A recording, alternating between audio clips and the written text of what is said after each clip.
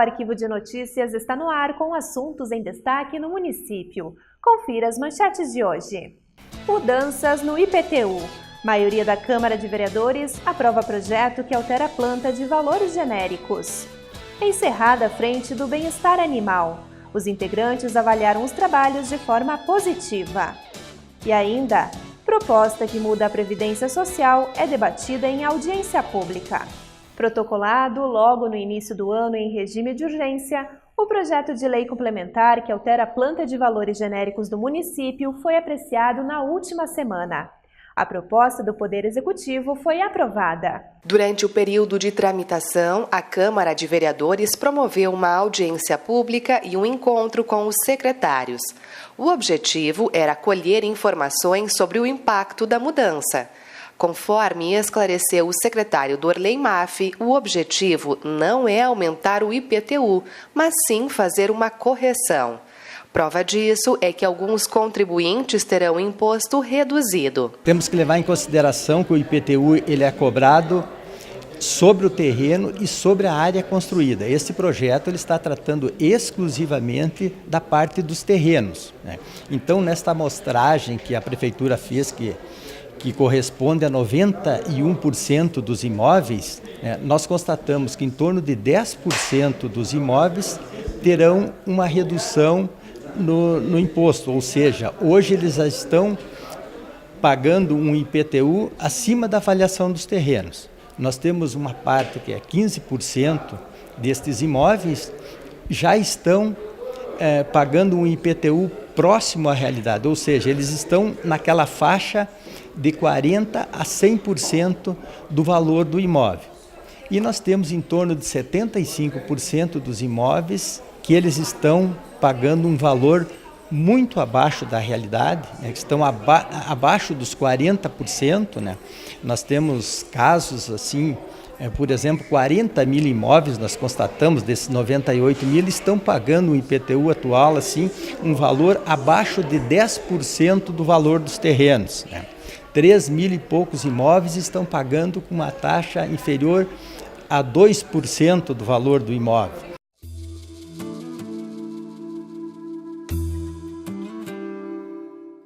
Nessa parte aí do valor do imóvel, hoje é 8 mil UFMs, que corresponde em torno de 28 mil reais, né? Então o imóvel com esse valor hoje já não paga o IPTU. Nós estamos propondo dobrar esse valor para 16 mil UFMs, que vai corresponder lá em torno de 54 mil reais. Então esses imóveis de baixa renda das periferias, cujo valor aí ficar avaliado inferior a 54 mil, estarão isentos do pagamento do IPTU. O presidente da Comissão de Cidadania, Cultura e Direitos Humanos participou de diversas atividades que debateram a correção do IPTU.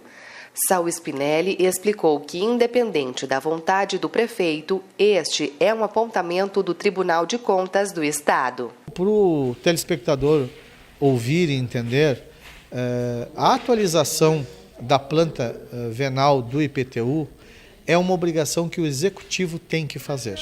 O Executivo tem que atualizar, assim como o Executivo tem que cobrar a dívida ativa, né? Não pode ficar na vontade do gestor, ou seja, o prefeito quer, anda. O prefeito não quer, não anda. Não. Pela lei, pelo Tribunal de Contas, que é quem fiscaliza os gestores públicos, isto tem que ser enviado e tem que ser atualizado. O prefeito poderia, no entendimento de algumas pessoas, deixar tudo como está para ver como é que fica. Pelo Tribunal de Contas, não. Ele é obrigado a fazer esta atualização da planta venal sob pena de responsabilidade. Ronaldo Rosa defendeu o projeto. De acordo com o parlamentar, o incremento na arrecadação será revertido em benefícios para toda a comunidade. Se aumentar a arrecadação do município, isso é bom.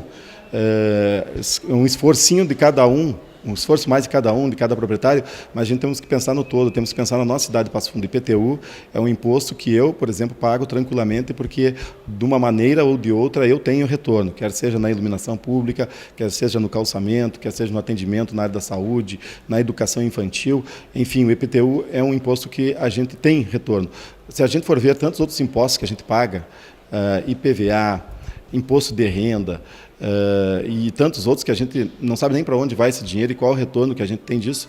Então, o IPTU é o único e principal imposto que o município tem para poder reforçar os cofres públicos e poder fazer os investimentos e dar retorno à comunidade. O líder do governo também saiu em defesa do projeto e justificou que as correções são necessárias, embora exista uma polêmica ao aprovar o que foi rotulado como aumento de imposto. E para exemplificar, Alex Necker falou da forma que o IPTU é cobrado em diferentes regiões da cidade. Sempre que nós discutimos algo relacionado à questão de taxas ou impostos, a palavra que vem à mente das pessoas sempre é a questão do aumento. Nessa situação, ela não é um aumento propriamente dito. Nós temos uma planta genérica que foi modificada a última vez no ano de 1994, então são 25 anos atrás, e que hoje não está totalmente defasada. Então o valor venal dos terrenos em Passo Fundo, registrado na prefeitura, e o utilizado no mercado aí fora tem uma diferença muito grande.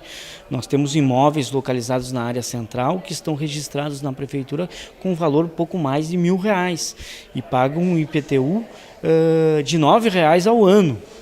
Isso é uma discrepância muito grande. Ao mesmo tempo, nós temos imóveis com o mesmo tamanho, com as mesmas características, localizados em bairros periféricos de Passo Fundo, que estão avaliados num valor muito superior a isso e pagam um IPTU mais caro do que esses na região central. Então, a ideia deste projeto é fazer uma justiça tributária.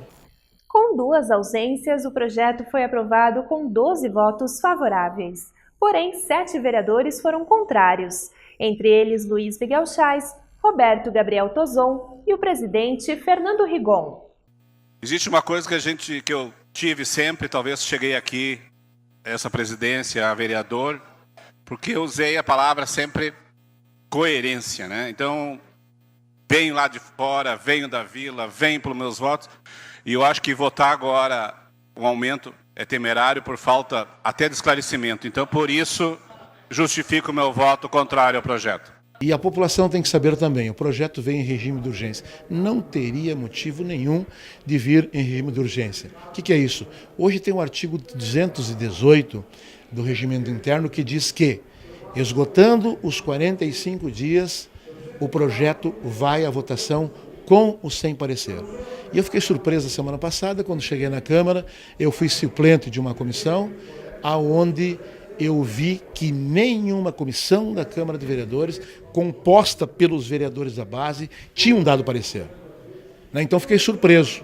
45 dias, nenhuma comissão. Então, os pareceres foram dados todos no mesmo dia.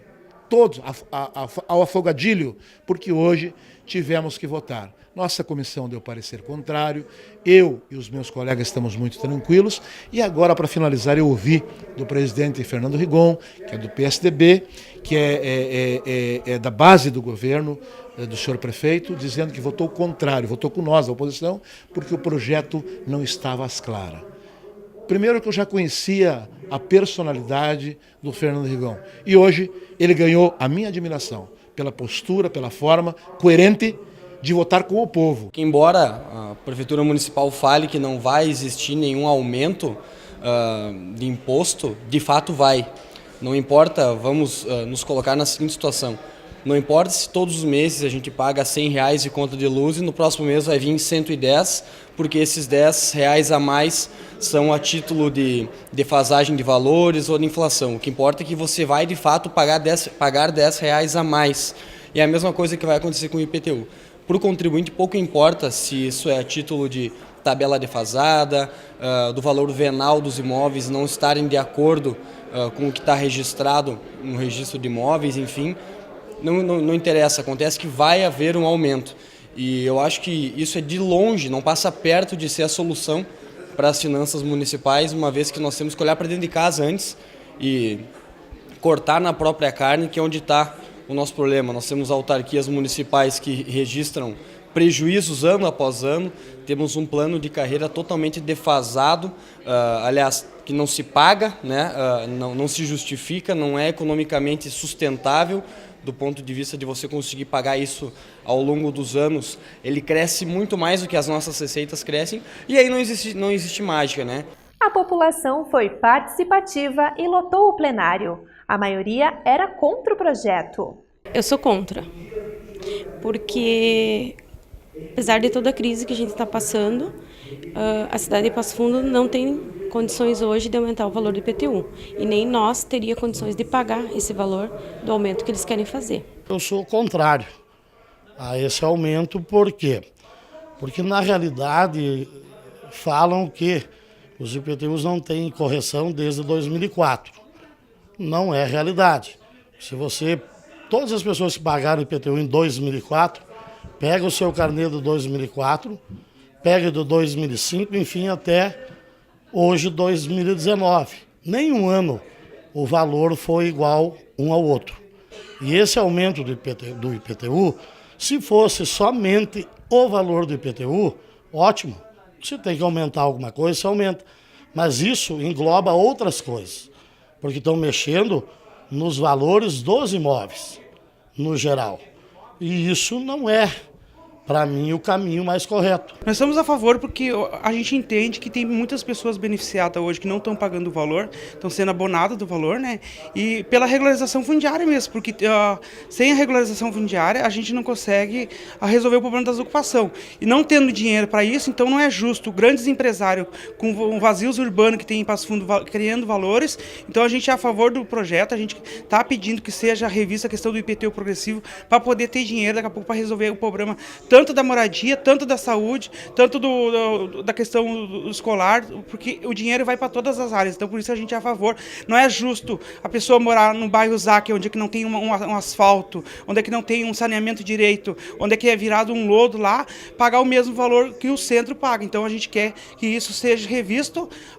Pegou aí hoje a região da São Cristóvão, com shoppings, né, com grandes empreendimentos. A gente tem aí a questão da Marktor, que é aquela empresa lá que foi beneficiada com isenção de impostos e hoje está lá abandonada, lá poderia estar usando aquela área até para regularização fundiária. Então a gente é a favor.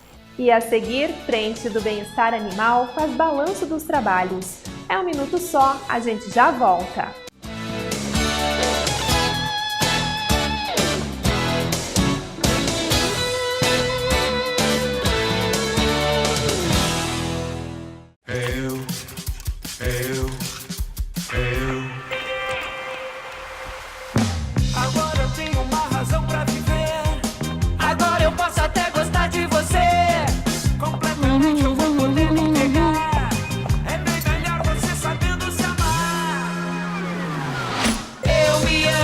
Quem se ama, escolhe viver. Se escolher beber, escolha não dirigir. Balada segura. Detran RS. Governo do Estado. Todos pelo Rio Grande. O que é importante para você é importante para a Câmara. A Câmara de Vereadores tem compromisso com a comunidade e transparência na gestão. Por isso, debater as necessidades da comunidade faz o trabalho do Legislativo ter muito mais resultados para você. Com participação, as mudanças acontecem e os investimentos geram mais desenvolvimento e garantem um futuro melhor para a nossa cidade. Câmara de Vereadores de Passo Fundo, a casa dos grandes debates.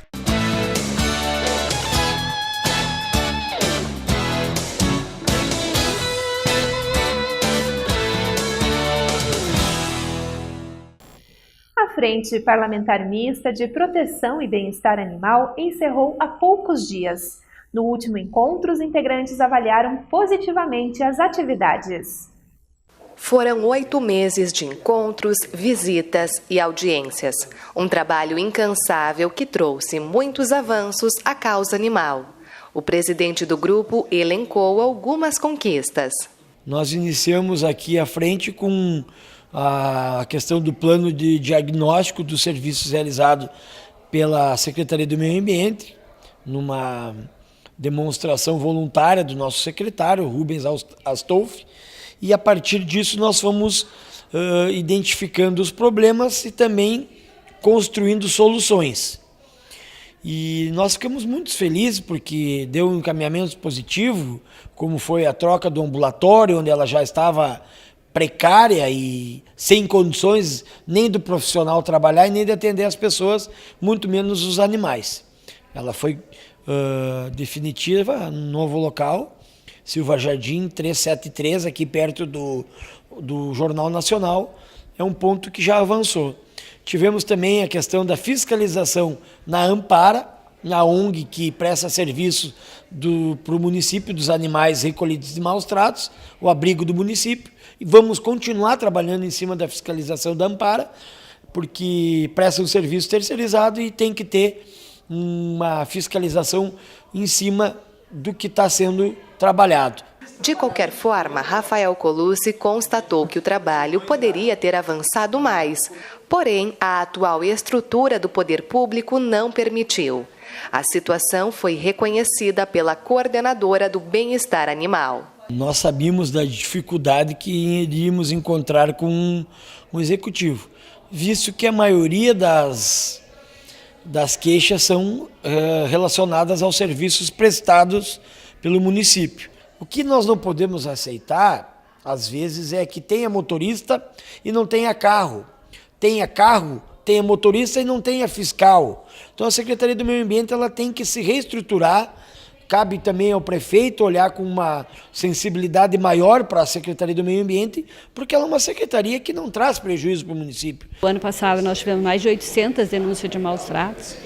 Nós contamos com um fiscal, né, e um motorista. Então, são 800 denúncias ao ano. Esse ano nós já estamos com 250 denúncias. Então, a demanda é muito grande. Aí, realmente, a gente não tem conseguido dar conta a tempo e, às vezes, a contento de toda a necessidade que se está havendo. Mas a gente tem procurado, dentro do possível, atender todas as denúncias, todas, a demanda da fiscalização toda. Para tentar reverter a situação, o Parlamento Municipal deverá trabalhar na busca de recursos.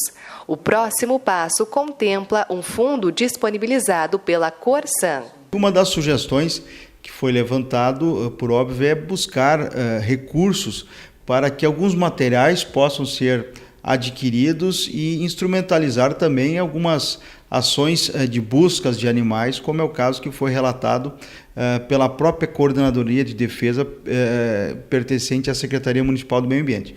E uma sugestão que foi admitida e que foi aceita e que vai ser buscado é os recursos do Fundo Municipal da Corsan, tendo em vista que há uma preocupação ambiental e a gente identifica que isso também pode servir para a causa animal, aonde com uma pouca ajuda, né, com uma pequena ajuda, com certeza a aquisição desse equipamento para busca e socorro de animais poderá ser possível, e aí sim a gente vê mais um meio, né, de proteção e de defesa instrumentalizado pela Frente Parlamentar. E uma outra pauta que será discutida mais adiante é bastante polêmica. Rafael Colucci e o vice-presidente da ANVEP falaram sobre a eutanásia e a avaliação técnica de cada animal. A gente sempre deixa claro que essa é uma questão técnica para os médicos veterinários definirem em cima dessa questão o que pode ou não ser encaminhado para a eutanásia. Todo mundo hoje fala com muito espanto do centro de zoonoses, mas nós precisamos ter aqui um centro de distribuição que entre a fiscalização, a retirada do animal, o encaminhamento do animal para doação e depois poder fazer essa saída e dar fluxo. Um animal sadio não pode ir para a eutanásia, mas um animal que não tem condição de ser reinserido ou não tem como ele ter uma vida normal, cabe ao veterinário, aos responsáveis, decidir se isso pode ou não ser encaminhado para a eutanásia. Digamos assim, é um procedimento que ele acontece quando todas as outras alternativas se esgotaram, né? Tratamento, excepcionalmente um custo muito elevado de tratamento, né? E obviamente sempre a qualidade de vida do animal. Quando a gente tratou, fez tudo que estava ao nosso alcance e não há mais possibilidades de manter a qualidade de vida ou mesmo de trazer a cura definitiva do animal, a gente opta pela eutanásia. Infelizmente é algo que ninguém gostaria que fosse feito, mas em alguns casos acaba sendo um pouco de, digamos assim, egoísmo, né? A gente prolongar o sofrimento de uma forma desnecessária. Essa é uma questão que vai ser trabalhada, dialogada ainda com a sociedade, mas é uma questão que tem que ser puxada agora para a gente pensar se isso realmente está na hora de pensar com mais seriedade ou não. Cabe bem a questão técnica. A gente sempre ressalta que nós somos aqui um ente político e vamos fazer os encaminhamentos que a nós chegarem. Mesmo com o término da Frente Parlamentar Mista, a pauta terá prosseguimento. Afinal de contas, a Câmara de Vereadores é um canal permanente de diálogo. Até quando se criou a coordenadoria, com esse intuito de que houvesse a comunicação entre o Legislativo e o Executivo, para que a demanda fosse atendida de uma forma satisfatória. Sempre abertos, sempre dispostos à população, à Câmara de Vereadores, a todas as pessoas que precisarem de saber algum detalhe que às vezes a gente não tem tempo de tornar público, mas a gente está sempre disponível para qualquer esclarecimento, qualquer diálogo. Nós construímos aqui um grupo sólido que vai continuar trabalhando mesmo com o encerramento da frente.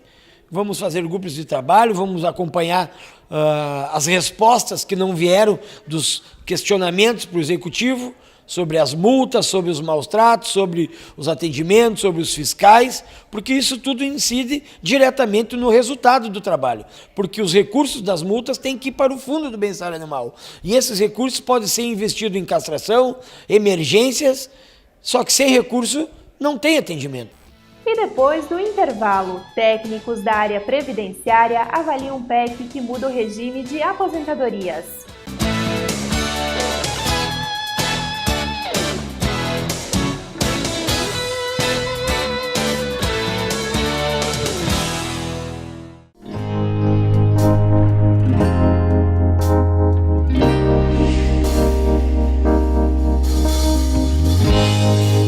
Os principais desafios de oferecer a educação especial é torná-la o mais próximo possível da educação dita erroneamente normal. Na verdade, não existe uma pedagogia normal e uma pedagogia especial, existe uma única pedagogia. O que ela precisa é se ajustar para diferentes sujeitos em diferentes tempos de aprendizagem.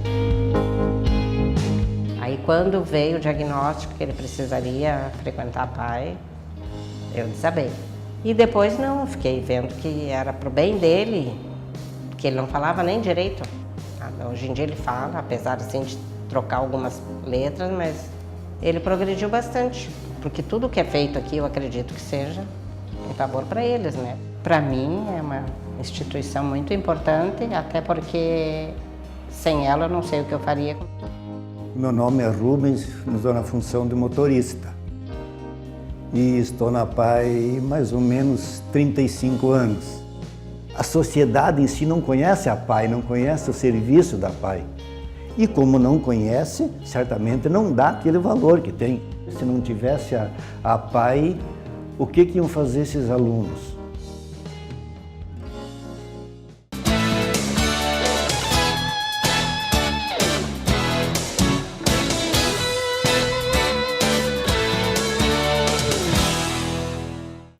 O Legislativo Municipal sediou uma audiência pública para esclarecer a comunidade sobre a polêmica proposta de reforma da Previdência Social. Na ocasião, representantes de diversas instituições falaram sobre aposentadoria, regimes próprios e benefícios assistenciais. A PEC 6 de 2019, em análise no Congresso, prevê uma transformação do sistema de previdência social.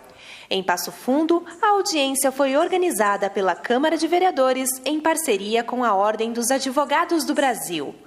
A presidente da OAB local, Morgana Bordignon, explicou a necessidade de se debater o texto. Então, estamos fazendo essas audiências públicas justamente para fazer com o quê? Com que a população, que o cidadão brasileiro discuta essa PEC, tenha conhecimento do que ela trata, né?